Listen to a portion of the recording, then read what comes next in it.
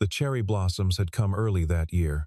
They drifted down Meridian Avenue, in slow, unhurried spirals, landing on the shoulders of men in gray suits who never looked up, and settling into the hair of women who were already on their phones before they reached the revolving door. The tower at the center of it all, 42 floors of glass and polished steel. The headquarters of Everton Dynamics caught the morning sun and threw it back at the street like something it didn't need. Daniel Hayes arrived at 7:14 a.m., which was 6 minutes earlier than required and 20 years later than it felt.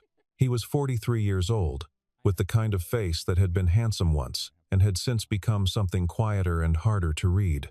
The crease along his brow wasn't from age exactly. It was from the particular habit of waking before dawn and finding, each morning, a new way to be disciplined about it. His maintenance uniform was clean. His boots were scuffed in a way that suggested they had been broken in properly, not carelessly. He carried a steel thermos in one hand and a canvas lunch bag in the other. And as he turned the corner from the parking structure onto the plaza, he nearly walked past her entirely. She was sitting on the third step from the bottom of the building's main entrance, her legs pressed together, her shoulders slightly hunched. She wore a cream-colored dress with a velvet sash at the waist, the kind of dress that cost more than Daniel made in 2 weeks, and she was holding a stuffed rabbit with one ear worn nearly to the seam. The rabbit had seen better decades. The dress had not. The people flowing past her were indifferent in the way that people in expensive suits are indifferent to things that complicate their morning. A man in a double-breasted jacket stepped around her without breaking his stride. A woman in heels glanced down briefly, then away, her expression not unkind, just thoroughly occupied. Daniel stopped. He stood for a moment, thermos in hand, watching her. She couldn't have been more than 7 years old. Maybe 6. Her hair was the color of autumn wheat, done up neatly in 2 braids that had begun to come loose on the right side. She wasn't crying. That was the thing that caught him. She wasn't crying. She wasn't calling out. She wasn't doing any of the things a lost child normally does. She was simply sitting very still, like she was waiting for something specific, something she wasn't sure would come. Daniel set down his thermos and walked over. "Hey," he said, and crouched so he was at her eye level. His knees protested. He ignored them. "You okay?" She looked at him sideways, the way children look at adults they haven't yet decided about. Her eyes were gray-blue, and they had the quality of still water, calm on the surface, but with something moving underneath. She gave a small shake of her head. "Is there someone inside you're waiting for?" "My mom," she said. Her voice was barely louder than the wind. She said 5 minutes. "But it's been a lot of minutes." "Yeah." He glanced up at the building, then back at her. "What's your name?" "Lily." "Lily. I'm Daniel." He sat down on the step beside her, which was not something his lower back particularly enjoyed, but he did it anyway. "You eaten breakfast, Lily?" She looked at him like the question surprised her. Then she looked at the rabbit. Then she shook her head again, more slowly. Daniel unzipped his lunch bag. Inside was a turkey and mustard sandwich on wheat bread 2 halves, wrapped in wax paper, and a small bag of pretzels, and an apple that had one soft spot he'd been planning to eat around. He'd made the sandwich last night after Owen had fallen asleep. Standing in the kitchen at 11:30. Packing a lunch, because he'd promised himself he'd stop skipping meals. He'd managed it 3 times this week. He was proud of that. He held out the larger half of the sandwich. "You like turkey?" Lily stared at it. Something shifted in her face. Not relief exactly, but the loosening of something that had been held very tight. "Yes," she said, very quietly. "Here." She took it with both hands, the way children do when they mean it, and she said, in that same small voice, "I'm hungry." Not as an explanation, more like a confession. "I know," Daniel said. "It's okay." He unwrapped his own half, and they sat together on the steps, eating, while the city moved around them and the cherry blossoms continued their long, unhurried fall. He didn't ask her more questions. He just sat there, which seemed to be the thing she needed most. After a while, Lily shifted slightly, so her shoulder was a half-inch closer to his. It wasn't quite leaning. It was something more careful than that. He didn't notice the black car idling on the opposite side of the street. Or if he did, he thought nothing of it. Daniel Hayes had been waking at 4:30 in the morning for 11 years. And the habit had by now become something less like discipline and more like biology. His eyes opened before the alarm. And the first thing he did, before checking the time, before his feet touched the floor, was listen. Down the hall, quiet, good. Owen's asthma was manageable on most days, and severe on the others. And the line between them was rarely visible in advance. The severe days came with a particular sound, a tight, reedy quality to the breathing that Daniel could identify from the other side of a closed door. And the absence of that sound in the morning was always the first mercy. He'd learned not to call it relief. Relief implied the crisis was over. The crisis was ongoing. The absence of the sound just meant today was not going to be the hard kind of day.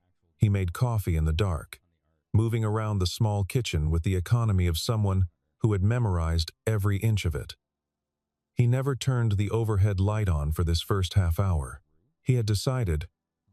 Years ago, it was the kind of decision that didn't announce itself at the time, more like a practice that hardened into rule, that the transition from sleep to the world should be gradual.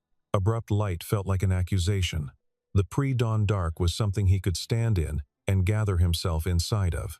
The apartment was a two-bedroom on the 4th floor of a building in the Eastmoor district, which had the advantage of being inexpensive and the disadvantage of having a radiator that knocked all winter and a ceiling fan that wobbled dangerously in summer.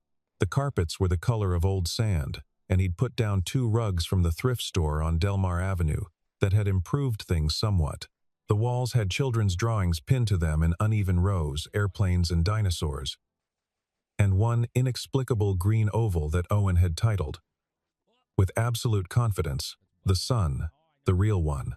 Daniel had once tried to explain, gently, that the sun was not green and was not, insofar as anyone knew, oval-shaped. Owen had looked at him with the serene patience of a scientist who has anticipated this objection and found it wanting. "This one is," he had said. The drawing was still on the wall. It would remain there for a considerable time. He packed Owen's inhaler in the small zippered pouch by the door. He checked the medication schedule on the refrigerator, a handwritten chart, updated by the pulmonologist's office and recopied by Daniel on the 1st of each month into the same blue-lined spiral notebook he'd been using for 2 years. He cross-referenced it against the prescription bottles lined up on the second shelf. The most recent one, the preventative, the one Dr. Aldridge had added 3 months ago after the November incident, was running low. He'd need to refill it before the end of the week. He did the math in his head the same way he did every morning, not because the answer ever changed, but because the habit of facing it felt important. $412 before the partial insurance discount. $160 after, times 12 months. Plus the emergency inhaler, the nebulizer solution, the biannual pulmonology appointments that the insurance covered only partially because Dr. Aldridge was considered by the insurance company's opaque internal calculus a specialist at a tier that required additional cost sharing, which was a phrase that Daniel had come to understand meant your problem. Debt that you looked at directly was debt you could manage. Debt you looked away from had a way of growing faster, spreading into the corners of things, affecting your decisions in ways you didn't notice until the consequences were already in motion. He'd learned that in the Army, actually. Not debt specifically, but the general principle. Name the thing. Name it accurately, without softening it or inflating it. An accurate assessment of a bad situation is the only ground you can navigate from. He'd had a commanding officer early in his service who had the opposite habit. The man smoothed everything. Adjusted language to make circumstances feel more manageable than they were. And the result had been, twice in Daniel's experience, that the unit had been surprised by conditions they should have seen coming. He had decided early on that he would rather know the hard thing plainly. On the counter, in a frame Owen had decorated with stickers of rocket ships, was a photograph.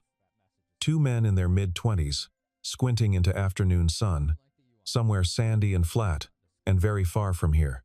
Daniel on the left, thinner, his hair still dark without the gray at the temples. On the right, his arms slung over Daniel's shoulder, grinning like he'd just won an argument, William Carter. They'd served together for 3 years, in conditions that Daniel did not generally describe to people, because the description required a context most people didn't have, and he had no interest in performing it.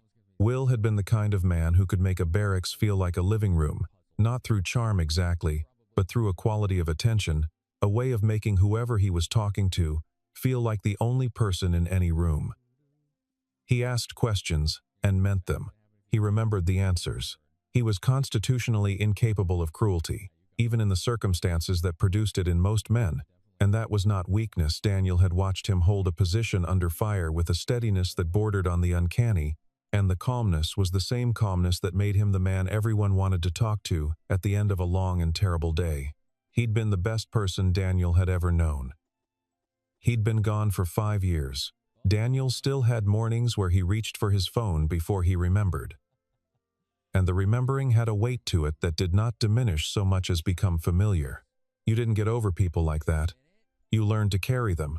Before Will had shipped home for the last time before the posting that had ended in the accident that Daniel had not been present for, which was its own particular thing to carry, they had made a specific agreement. Will had talked about his wife, about the child they were expecting, about what it meant to him that someone would look in on them if anything happened. Daniel had agreed without hesitation, because you agreed to things like that for people like Will without needing to think about it. The thinking was already done by who they were to each other.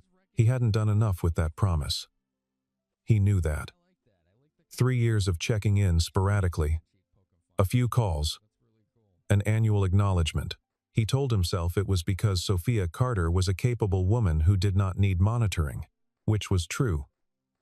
And also a convenient reason to avoid the grief of walking into Will's absence with his eyes open. He touched the edge of the frame now. Just briefly. I'm still keeping my promise. The coffee finished brewing. He poured it into the steel thermos and screwed the lid on and stood in the pre-dawn dark of his kitchen on the 4th floor on Eastmore. And he let the sound of Owen's steady, quiet breathing at the end of the hall be enough. It was enough. He was sure of that. He picked up his lunch bag and went to work. The maintenance corridors of Everton Dynamics were a parallel universe. They ran alongside the glass and marble of the executive spaces but existed in an entirely separate register exposed ductwork, fluorescent lighting, the smell of machine oil and cleaning solution, the hiss and knock of infrastructure. Daniel had worked here for 3 years and had mapped it the way he used to map terrain, exits, sightlines, structural anomalies, places where the building systems were older than they appeared. He was good at his job in the way that people who were once good at harder things are sometimes good at easier things thoroughly, without drama. On a Tuesday morning in the 2nd week of April, he was replacing a ventilation panel on the 41st floor when he heard the voices. The executive conference rooms on this level had glass walls on the interior side.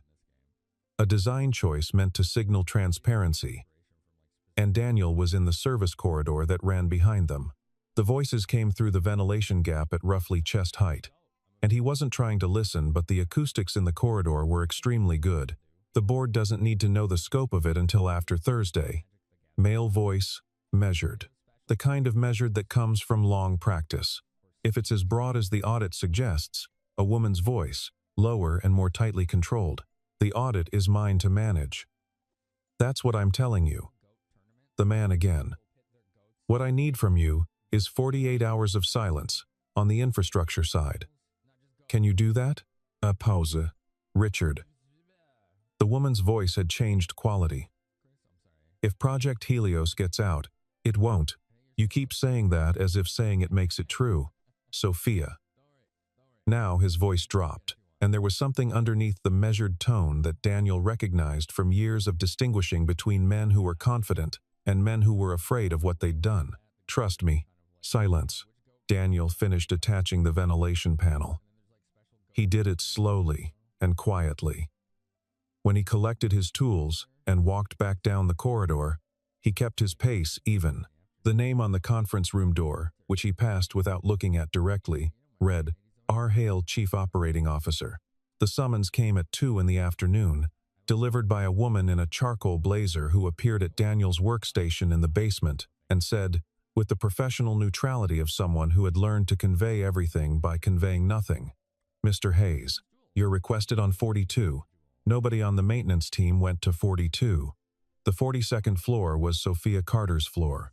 It was where the decisions got made, and the view was best, and the air, improbably, smelled slightly different, cooler, cleaner, like the ventilation system there was working better than anywhere else in the building, which Daniel suspected was because it was. The elevator opened onto a reception area furnished in pale wood and linen. He was directed to a corner office at the end of a corridor lined with the kind of art that didn't announce itself. The door was open. She was standing at the window when he entered. 40 stories below, Meridian Avenue was a narrow ribbon of movement. She turned when she heard him, and Daniel understood, in the space of about 2 seconds, a great deal about why the 41st floor conversation had sounded the way it did. Sophia Carter was 39 years old and had been the CEO of Everton Dynamics for 4 years. She was slight and dark-haired, and had the quality of absolute stillness that belongs to people who have learned to think faster than they move. She wore no jewelry except small gold earrings and a watch that was expensive in a way that did not announce itself. Her eyes were gray-blue. He had seen those eyes that morning. "You're Daniel Hayes," she said. "Yes. You sat with my daughter on the front steps this morning." It wasn't a question. She was by herself. She said she was hungry. Sophia was quiet for a moment. Something moved in her expression. Not quite relief, but something in that neighborhood, some private adjustment. "She told me about you. She called you the Sandwich Man." Despite himself, Daniel almost smiled. "May I ask?" Sophia said. And now her voice had changed slightly, shifted into a register that was more careful. "How long you've worked here?" 3 years. "And before that?" "Army. Then some contract work. Then here." Another pause. She was looking at him with an attention that reminded him of being assessed, though the context was nothing he'd been assessed in before. She moved to her desk and picked up a file that had been sitting there, and he understood she'd already had him looked into. "William Carter was your commanding officer," she said. The world went very quiet for a moment. "Yes," Daniel said. "He was my husband." The file stayed in her hands, unopened. She didn't need to open it. She'd already read it. This was something else. "He spoke of you," she said. "More than once. He called you the most honest man he'd ever served with." She set the file down. "That is not a small thing, coming from Will." Daniel said nothing. There was nothing to say to that. It was simply true. The door to the adjacent room opened, and Lily appeared. She was in different clothes now, school clothes, dark jeans and a green sweater, and she had the stuffed rabbit tucked under one arm. She looked at Daniel with a measuring expression that was recognizably her mother's. "You're here," she said. "I'm here. Did you eat your other half?" "I did."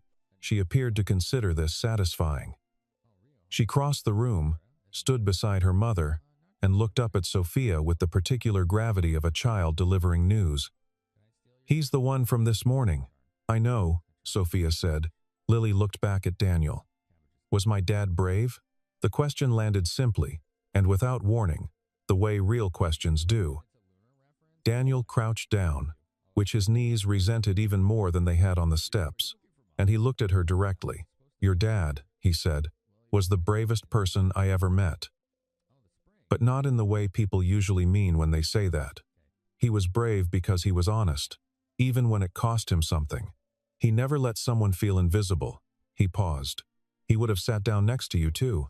Lily looked at him for a long moment. Then she nodded, once, like she was filing this away in a place she intended to keep it. They met again the following morning, without Lily. Sophia's office, early, before the building filled. "I need someone I can trust," Sophia said. It was a direct statement, delivered without preamble, which he appreciated. Not a lawyer.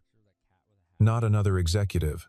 Someone with no position to protect, and no incentive to manage the information they're given. What kind of trust? The kind where you tell me what you see without calculating what I want to hear. Daniel considered that. "You have a problem inside the company." "I believe so. I need help understanding its shape before I can address it." She paused. You heard something yesterday. On 41. He didn't ask how she knew. The COO.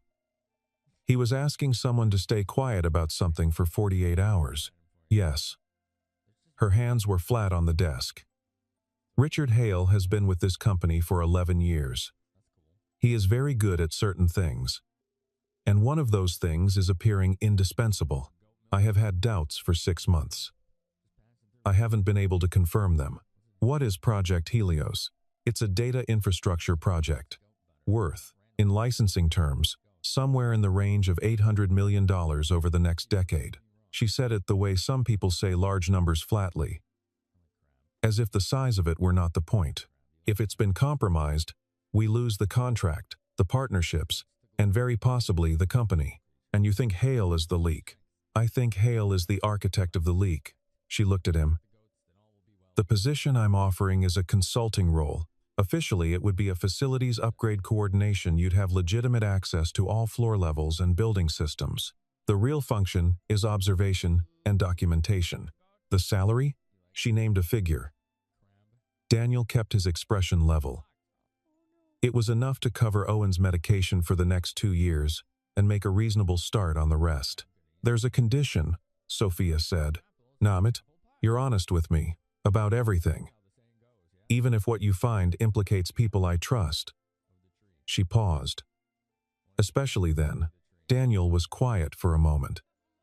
He thought about Owen, asleep in the apartment on Eastmore. The sound of his breathing, the good kind. Today, and the prescription bottles on the shelf, and the photo on the counter with the stickers around the frame. He thought about Will Carter, who had looked at hard things directly. All right, he said. April deepened into something warmer. Owen's condition stabilized with the new medication not resolved, but managed, which was a kind of grace Daniel had learned to accept without needing more. He filled the prescription on a Thursday, walked out of the pharmacy holding the small white bag, and stood on the sidewalk for a moment. Just breathing. The sun was doing something specific with the quality of the light that afternoon, tilted and golden, the way late afternoon spring light is before it becomes summer, and he stood in it for a full 30 seconds before he walked to his car. The new position at Everton gave him access he'd never had in 3 years of maintenance work. He moved through the building differently now, not invisibly, but with a purposeful attention that looked, to the people he passed, like someone focused on infrastructure. In a sense, that was accurate. He was studying the building's nervous system, the access logs, the physical server room visits, the pattern of who signed in and out of the restricted data corridor on 38 and at what hours. He kept his notes in a small moleskin that he bought at the pharmacy and carried in his inside jacket pocket. He wrote in the shorthand he'd developed in the army, compressed, precise, resistant to interpretation by anyone who happened to see it. Old habit. Good habit. Richard Hale was 51, silver-haired, and possessed of the kind of authority that came from having learned, very early, how to make himself seem inevitable. He moved through the building with the ease of a man who had been in the correct rooms for long enough that the rooms had started to feel like they belonged to him. In meetings, which Daniel observed from adjacent spaces when he could, Hale had a specific technique. He never argued directly. He expressed concern. He raised questions. He found the thing that someone valued and made them feel that their value was being protected, even as he moved them where he wanted them to go. It was effective. Daniel had known men like this in the army, not many, but enough, and he had observed, over time, a particular pattern. They were most dangerous not when they were being opposed, but when they were being agreed with. Agreement made them comfortable, and comfort made them careless. And carelessness eventually produced the loose thread that unraveled things. He waited for the loose thread, with the patience of someone who has learned that patience is not passive. He began to notice the specific window of Tuesday nights. He began to map the physical distances between Hale's corner office, the private elevator that required a C-level badge to call from the lobby, and the restricted corridor on 38. He timed the walk.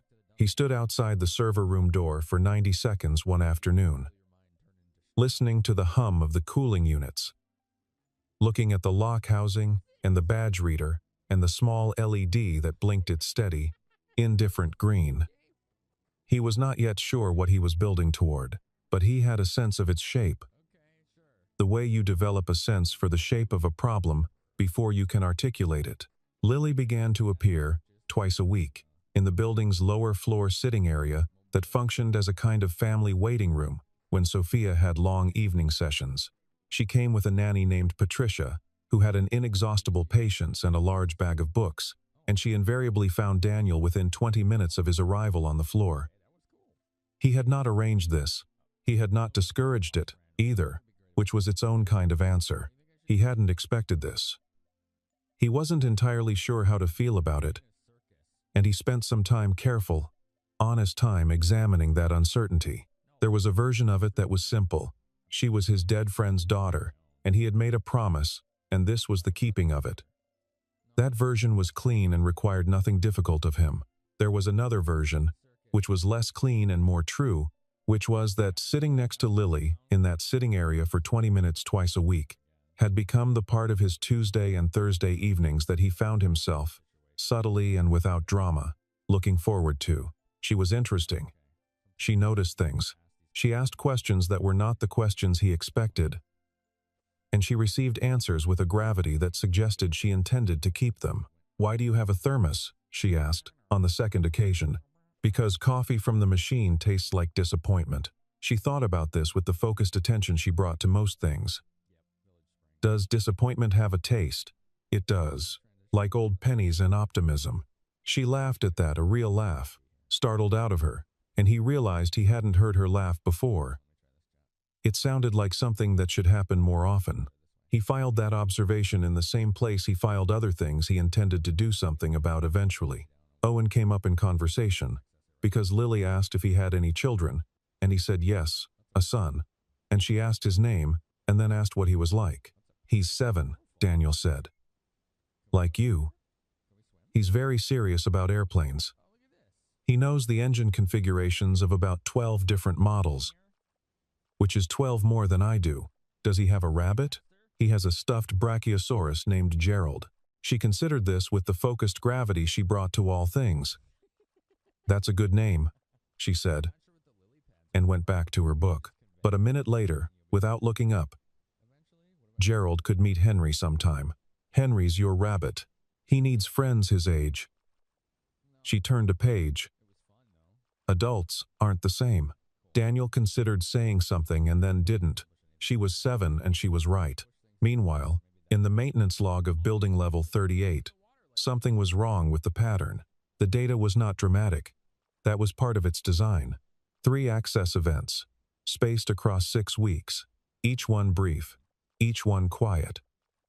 Each one wearing the identity of a man who was supposed to be home recovering from knee surgery. The briefness was the tell. Legitimate maintenance took 40 minutes, minimum. 12 minutes was not maintenance. 12 minutes, repeated 3 times, was extraction. The access log anomalies were not obvious. They were designed not to be. Between 11 p.m. and 2 a.m., on 3 separate Tuesday nights in March and early April, someone had accessed the data corridor on 38 using a credential set that belonged, officially, to a network technician named Kevin Marsh, who had been on approved medical leave since February. The timestamps were short 12 minutes, 17 minutes, 9 minutes long enough to copy data, short enough to look like routine maintenance, if no one looked closely. Daniel brought this to Sophia on a Thursday morning. He laid the printed logs on her desk, without preamble. She read them. She was very still. "Kevin Marsh," she said, "still on leave. His badge shouldn't be active at those hours. Someone reactivated it. Who has the clearance to do that? 3 people. Head of IT security, head of physical access, and the COO, Sophia said. The silence between them had a specific weight. She looked at the logs for another moment, then set them down carefully, the way you set something down when you want to be sure not to break it. "He's been taking it in pieces," she said. "Small enough that the system wouldn't flag it. Across 4 months. I went back through February. The pattern starts then." Daniel paused. "He has a meeting on Friday with the Helios licensing partners. I think he's selling them the architecture before the contract finalizes." Sophia's jaw tightened slightly. If he does that, the IP ownership is in dispute. The partners can use what they've been given regardless of what we do afterward. The contract becomes unenforceable. Yes. She stood and walked to the window. Below, Meridian Avenue was ordinary and unchanged. We need the board, she said. All of them, before Friday. When you present this, he's going to say the logs were manipulated. Can he demonstrate that?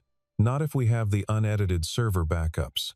The data center on 38 keeps a secondary rolling backup that the main system doesn't touch. It's part of the legacy infrastructure from the original build. He paused. He doesn't know it exists. I found it by accident when I was replacing a cooling unit. Sophia turned from the window. For the first time since he'd entered this building as something other than maintenance. She looked at him not with the assessment of someone evaluating a useful resource, but with something more uncomplicated. Will told me, she said quietly, that you were the kind of person who noticed the things other people decided weren't worth noticing. Daniel said nothing. He was right, she said.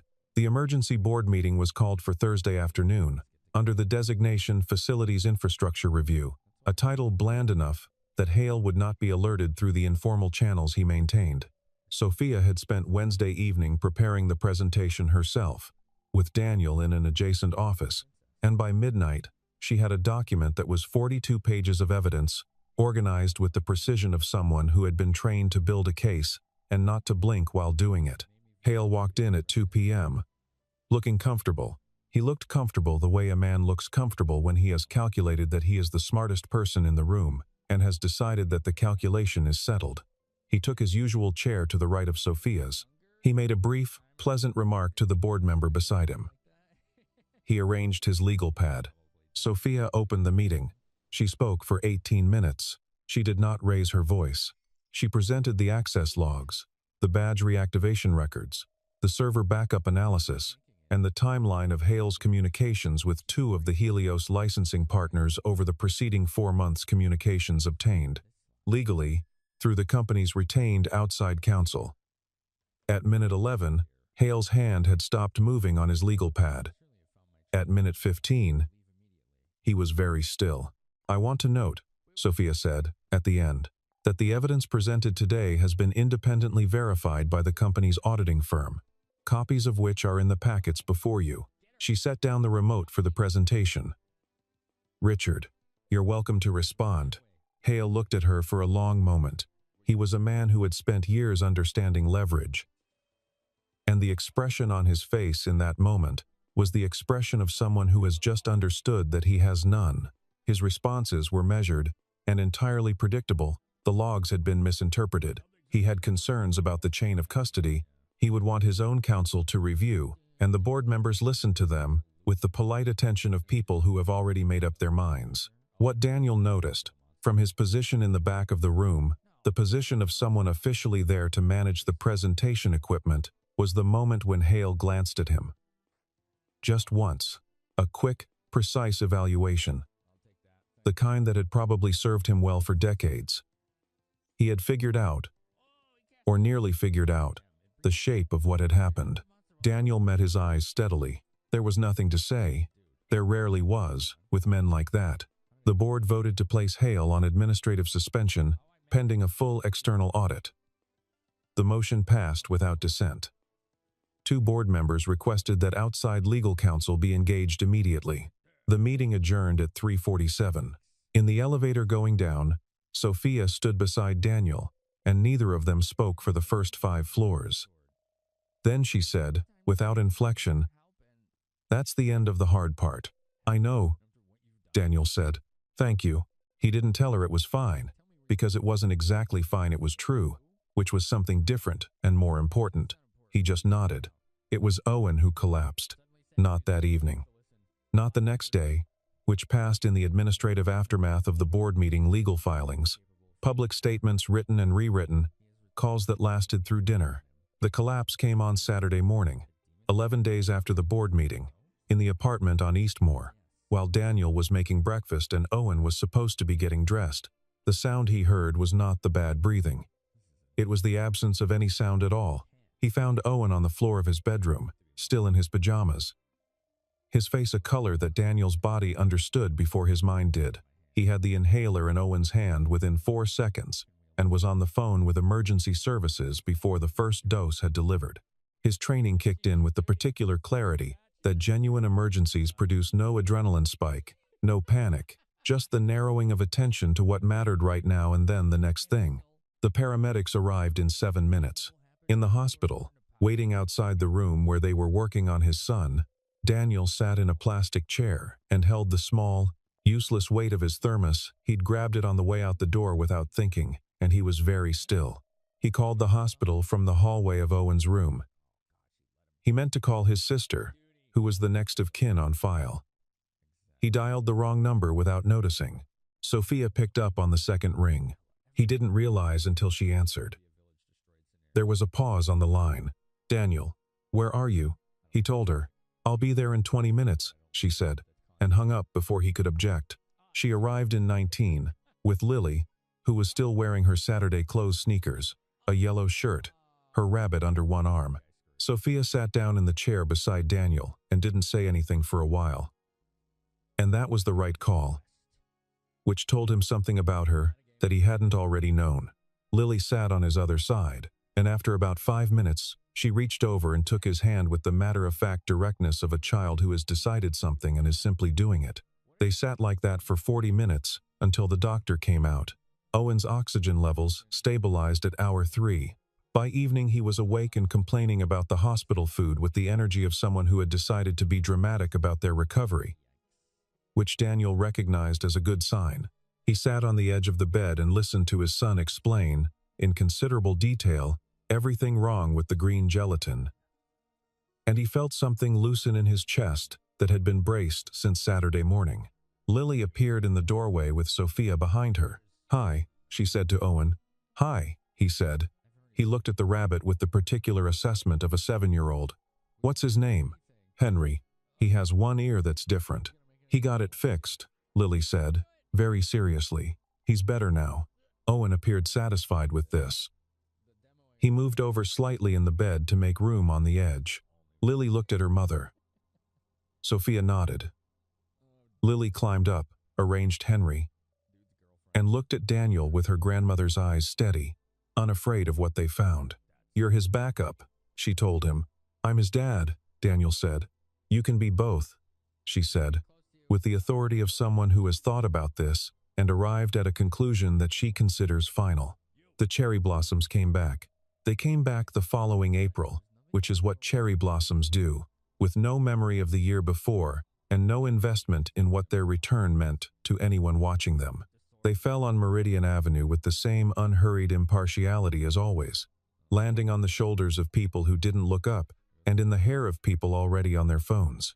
Daniel arrived at the building at 7:14, which was 6 minutes earlier than required, and a year and a world away from the first time. He carried his thermos and his lunch bag as always. His uniform had been replaced, 6 months ago, by a consultant's badge and ordinary clothes, and he still sometimes caught himself surprised by the absence of the familiar work trousers, the slight wrongness of it that had eventually become the new right. He stopped at the base of the steps, force of habit. The steps were empty. No small girl with a velvet sash and a worn-out rabbit. He knew where she was upstairs, already, in the East Wing sitting area, where Patricia set up the books and the morning snack. Because Sophia had a 7 a.m. call with the European licensing team that always ran long. He would see Lily in 45 minutes. He knew this. He stood there anyway for a moment. A year ago, he had been invisible in this building in the particular way that necessary people become invisible. The people who keep the lights on and the ventilation working and the structural panels attached, who exist in the service corridors behind the glass and the marble, and pass through them unmemorable as air. He had not been unhappy in that invisibility. He had made a kind of peace with it, the way you make peace with a landscape that won't change. You find the things in it that are yours, and you hold them quietly. But there was a difference he understood now, between peace and presence. Between the life that asks nothing of you, and the life that asks everything, and is worth every single bit of it. He thought about William Carter, who had looked at things directly. He thought about Owen, who was in school today first week back, slow and careful, with the modified recess schedule the doctor had recommended, and who had sent him a text that morning at 7:03 that read, simply, "Gerald says hi." He had no idea how Owen had a phone capable of texting at 7 years old, but that was a conversation for a different morning. He thought about Lily, who had decided that he was a backup and that this was not a lesser category. He thought about Sophia, who had stood at that window and looked at the city below and named a number that was not the real offer and then made the real offer, which was, "Be honest with me, even when it costs something." He was still working on being worthy of that. He suspected he would be working on it for a long time, which seemed right. The things worth doing usually asked for the long work. He took the steps 2 at a time, the way he had not done in years. The revolving door turned. The lobby opened around him, cool and pale and full of morning light. Behind the security desk, a man named Morris, who had worked there 11 years and always had a crossword folded under his palm, looked up and gave him the same small nod he gave every morning. Not the nod of familiarity, exactly, but the nod of someone who has placed you correctly in the world and found no fault with what they found. Daniel nodded back. He crossed the lobby toward the elevator bank, the thermos in his hand, and somewhere above him, 30 floors up, behind a glass wall, in the pale wood waiting room with the linen chairs and the children's books spread across the low table, a little girl with a gray-blue gaze and a one-eared rabbit looked up from her reading, tilted her head, and decided today was going to be fine. It was not a dramatic conclusion. It was the quiet, ordinary, weight-bearing kind. The kind that held you up on the days when nothing dramatic was happening, which was most of them, which was the point. Outside, on Meridian Avenue, the cherry blossoms kept falling. They didn't need anyone to watch them do it. But it was good, Daniel thought, as the elevator doors closed and the numbers began to climb, that someone had